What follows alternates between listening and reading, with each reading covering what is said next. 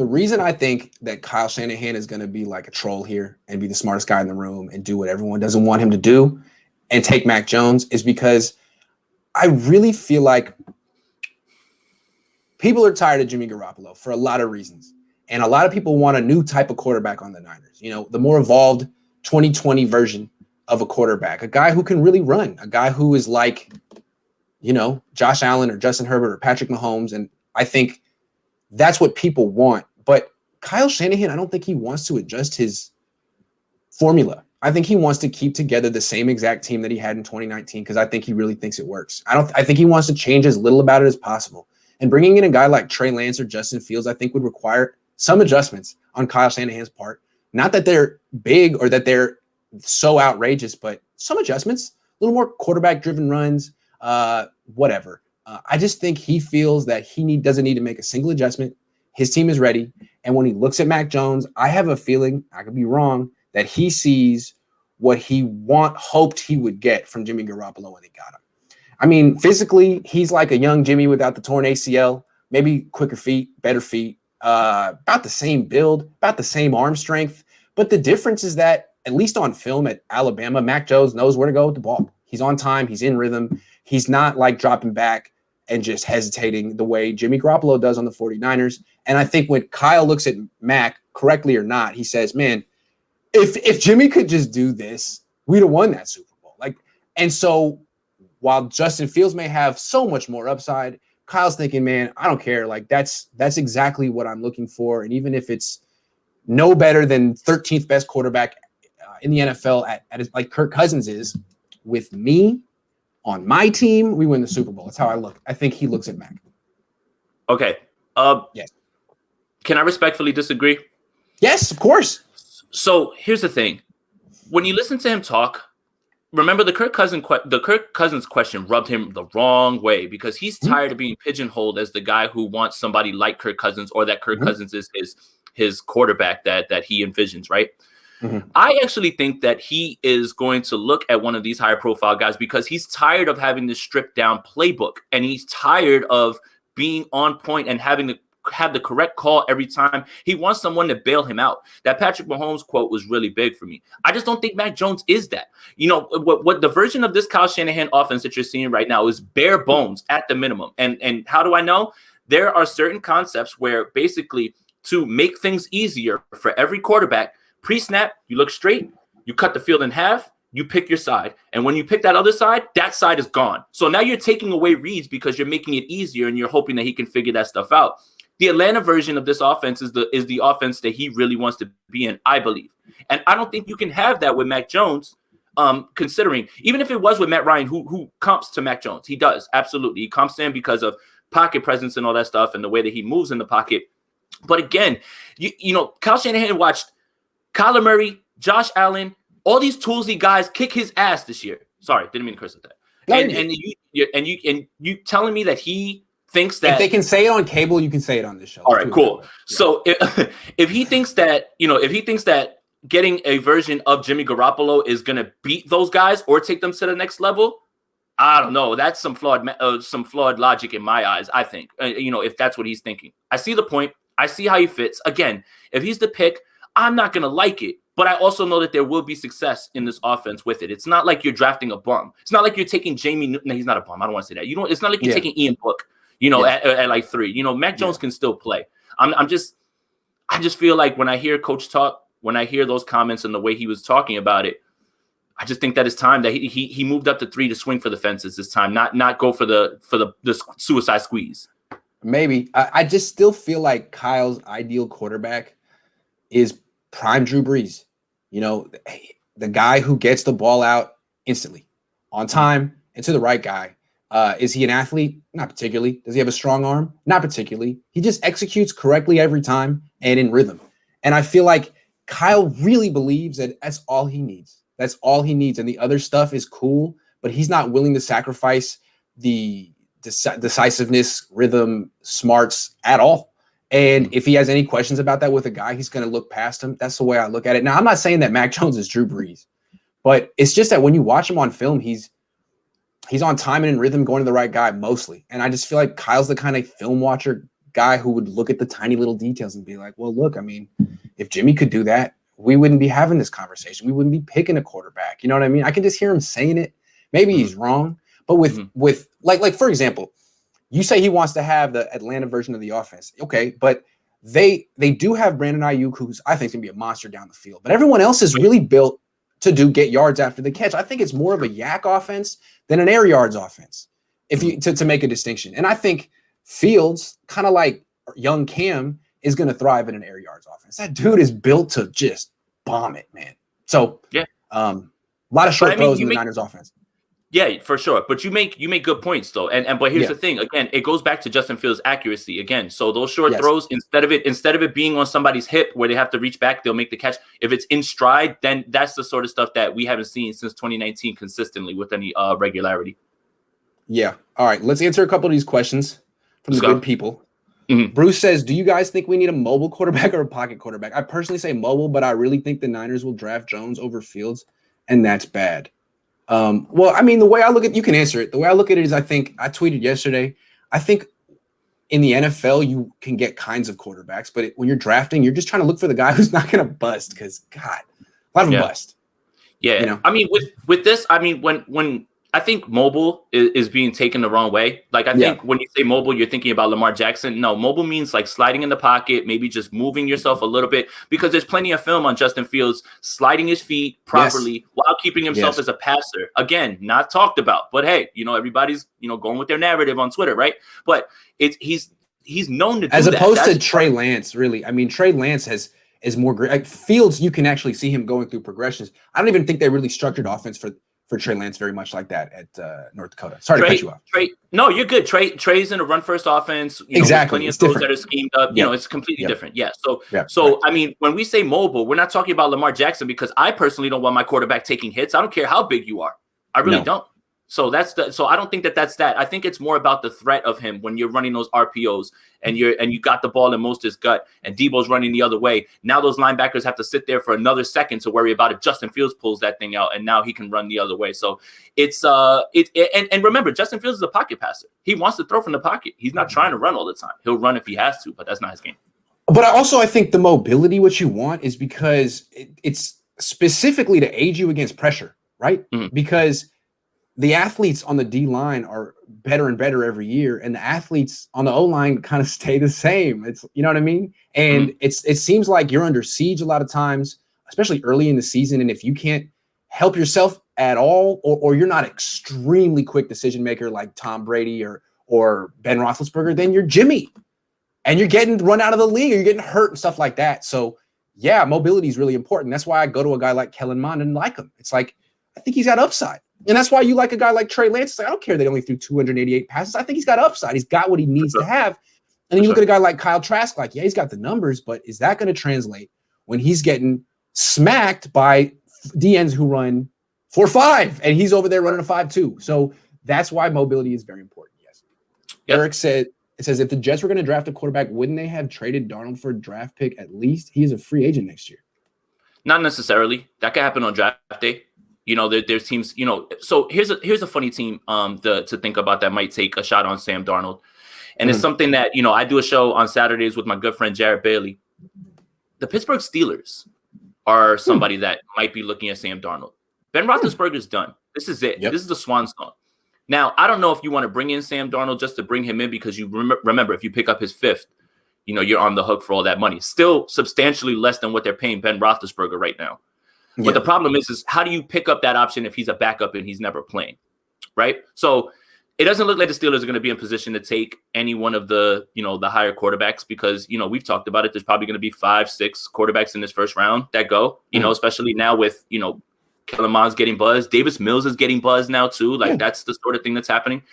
So that's quarterbacks a sleeper team. Pushed up always, for sure. And quarterbacks are always overdrafted. Imagine in a time during COVID when you really can't even really fully scout the way that you're used to. People are just going off of what they're going off of at this point, whether that's film, whether that's a Zoom call. You really can't get your hands on these guys like you did before, you know, the world went to hell. So the Steelers are really, honestly, a team that everybody should be thinking about when it comes to that. So, I mean, if the Jets are smart, you wait around to draft day. On day 2, you move him or something like that. If you get your guy, and you can load up on picks for next year or even get something for this year. So I don't think Sam fetches you a 1 anyway.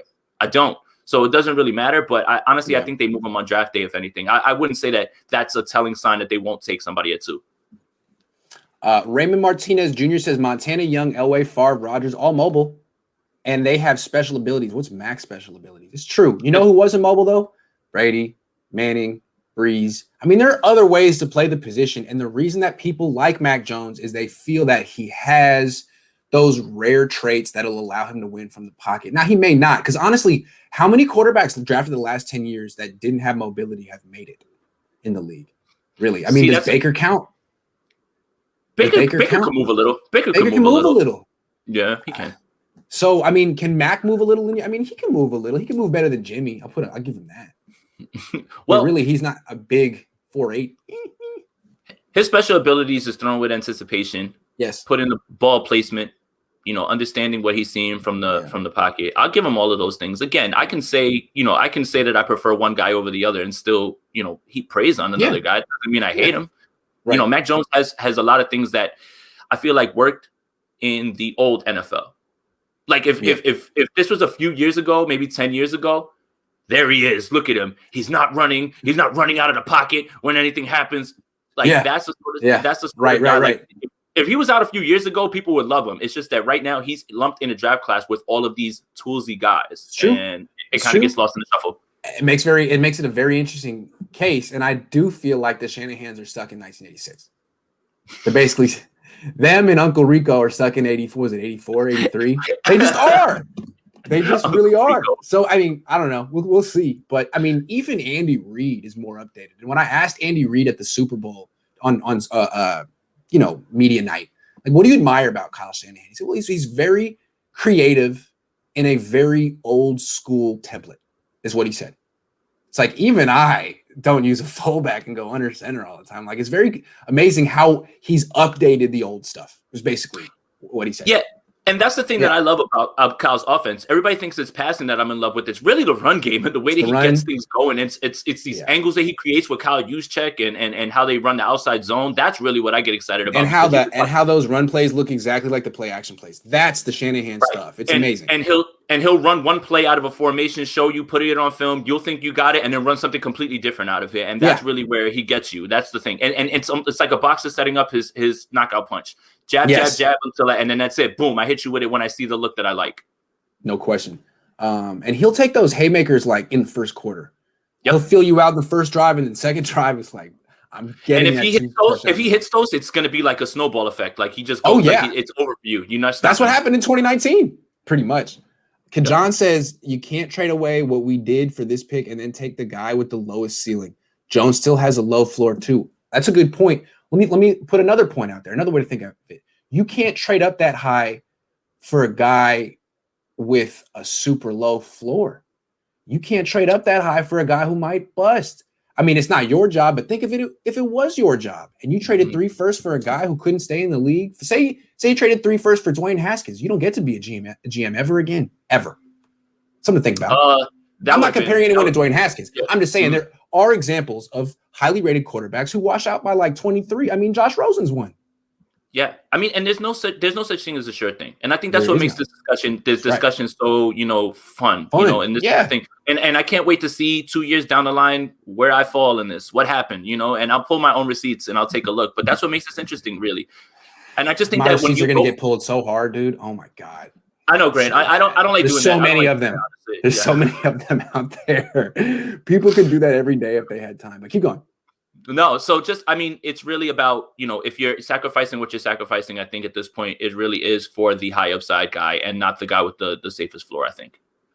Brady is a unicorn. He's not supposed to exist. That's true. That's absolutely true. But again, I do think Kyle Shanahan would love Drew Brees. I mean, look how much mileage Sean Payton got out of Drew Brees, who is not the most physically gifted quarterback of all time. I mean, he can't really throw the ball more than 30 yards down the field. Hall of Famer, though. Bruce says, Jason, why don't you like Jones? What's your intake? Jones or Fields? No, I mean, I don't not like said Jones. He does like Jones. Yeah, I don't not like him. I came around to him. And it took me a while because, the Senior Bowl left a bad taste in my mouth. And, and then I said, okay, Jason, no more bias. Watch the damn film and write down everything and try to figure it out. And I came around to him once I was able to finally get his film and watch him in games. But you should not ignore the initial impression you got from him at the Senior Bowl, because that's real. You saw him in person. In fact, that might even be more valid than whatever you think you see on film. Because the film can kind of it can lie a little. It's big. Yeah. My thing is this. I think I have more of a bad taste in my mouth because of what I saw in the Senior Bowl, and I saw people saying that he impressed. And I impressed where? Impressed who? When? That's the part that I was like. It felt like a media conspiracy. Like someone was that's what I mean. They showed that one throw over and over, and I'm like, cool. Yeah. Now show the 4 fumbles that he had right after that play. Yeah. Now show the missed throws that he had. Like what? Like so that's when I started. Like all I know is the black quarterback was the MVP. The black quarterback was the one who wanted to compete. Kellen Mond played better than Kellen Mond. He wanted to compete. He wanted to compete. Mac Jones was like, my ankle hurts. I can't play today. Like, all right, man, cool. In Bama. Well, Kellen Mond's going to go take your spot then. I don't know, man. As much as I just made the case for Mac Jones, I 100% prefer Kellen Mond. I mean, I'm sorry. For all the reasons that you prefer Justin Fields. Upside, mobility. I mean, anyway.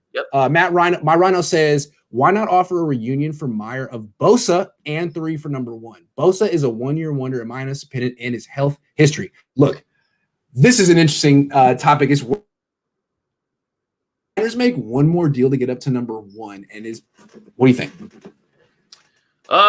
So this is an interesting discussion, and you've talked about this, okay? So yeah, Nick Bosa's injury history is something that might be a concern. Like, what if Nick Bosa comes back and he's a guy who plays on certain snaps because he was an every down guy in 2019? There is that concern. I don't believe that that's what's going to happen, but there is that concern. If that is what can get you to Trevor Lawrence, I don't know, man. I'm not going to answer this one. This one's a little too close for me. I don't know how it's a little bit tough. Let me look at it the other way. I don't think the Jaguars say yes. Nah, I don't. I wouldn't. If you got Trevor Lawrence, I mean, even Bosa number 3, like it's great, but we got Trevor Lawrence, and we don't have to worry about quarterback for the next 15 years, probably. So, I don't think it would be enough to get it done. If it is, I'd be interested because I do think I think people are almost overthinking Trevor Lawrence a little bit. Everybody's getting overthought right now. Everyone's bored. Everyone's overthinking everything at this point. That's why it's best to disconnect right now from all of it. I'm tired of it. I don't want to see anymore. Yeah. Whenever the Niners make a pick too, I always feel like, man, you haven't been listening to any of my shows the last 3 months. Like, this is stuff we talked about in January. Like, you're still okay. Well, all right, fair enough. No, that's my thing too. It's just man, it happens every year. And right now, this is because the 49ers are at 3. This is going to make this the longest month in history. I swear. Yeah. I'm really trying my best not to miss any of you guys' stuff. Sean says, why couldn't Mac find the weight room at Bama? I don't know, but how come? Oh, real quick. It's not like Tyrann Mathieu was tearing it up in the weight room at LSU. He ended up being a good player. I mean, the body type isn't the most important thing. I mean, look at the best quarterback in the league still is a 43-year-old dude who can't run. So it's not that simple. But yeah, he does look like CJ Beathard. So I'm just saying, it's not a good thing. He looks like CJ Beathard to me. It's scary. But maybe it's just when he pulled his belly out at the pro day, I was just like, oh, come on, man, look at that thing. Like, get it out of here. Like, exactly. I'm like, put your shirt down, bro. Can you imagine the design runs with Fields off that Debo sweep? Can't wait. I can. Yeah, it'd be crazy. Absolutely. It would be really super crazy, and it may happen. The toughness factor with Fields is one of the main reasons Kyle would like him, because he could nitpick the throwing motion or the decision making, but he could also say, man, if you give me a year to work with him on the bench, maybe we can fix that. And he's got the one trait that I like the most, which is toughness. Plus, he has all these other things that are great. Travis Howard says Jimmy can't beat cover 1. Justin always beats cover 1. It's a good call. I mean, it is. It's a lot of it's on there on film. It's a good call, but again, good point. It's just going through the progressions. He does it. It's just, again, I'm just tired of it's so many people that I respect too that are just saying a bunch. Like, I had to this morning, I woke up and I'm like, oh, everybody's on April Fool's stuff at this point. Like, everybody's just and some of these people are serious. They're dead looking you in the camera and telling you the wrong thing. Well, did you hear Chris Sims answer Vish's question? No way. Yeah, he did on the old pod. Yeah, on the pod about Justin Fields. Mm-hmm. It was just interesting. I mean, it was Vish's question. I don't know how faithfully he answered it, but he basically went on and on and on about his critiques of Justin Fields. And I gotta say, Chris Sims is a very smart, perceptive person, and I take him seriously. I don't agree with everything he says, but it was interesting to hear him lay it out there, and I gotta say, I basically agree with him. But have you heard it? Have you heard it? No, yeah. I think Vish told me. I just didn't hear all of it. I've heard his critiques, and it's just like some of those things I'm like, okay, but and again, Chris Sims has skin in the game because he does want to be a GM, so he's definitely not pushing a narrative for anybody. No, he's trying to be right, and he's saying like, are these things fixable? Maybe not. Hard to say. Tobin says, wouldn't it make more sense to question the work ethic of the guy who is a pizza away from being overweight? Fields' narrative is puzzling to me. Yes. Can I talk about something else too? I'm not saying anything about Fields. I don't know, dude. Yeah, say something. So all of these things about now work ethic kind of speaks to character. Why are we not talking about Mac Jones' DUI? Why is that not a concern? I love the concerns that are placed on everyone else. I love the concerns that go, Trey Lance only has one season. So does Zach. Character concerns for Justin Fields, DUI for Mac. Can you guys please keep it a buck across with all of these people and not just the person that you're trying to push? Please stop it. It's annoying. It really is. If you have concerns about this player, then that same concern should be for that player if he has the same exact thing of only 1 year of body of work. That's What's funny is that like the media reports it as like, well, it's not our concerns. We're just don't shoot the messenger. Don't shoot the messenger. We just heard certain teams feel this way about Justin. It's like, well, we can't verify it. And it's probably true that certain teams feel that way. But who's to say they're right? And who's to say that this league that, ran Colin Kaepernick out of it wouldn't just be a little harsher on someone like Fields than Jones? That's probably realistic. Right? Like, honestly, I'm just guessing if Justin Fields had a DUI in his background, even if he was 19. If Justin Fields had a DUI, NFL teams would talk about it. 3rd round grade. Never touch him in the 1st round. Never touch him. Who had a DUI on his record and fell to the 4th round? Dak Prescott.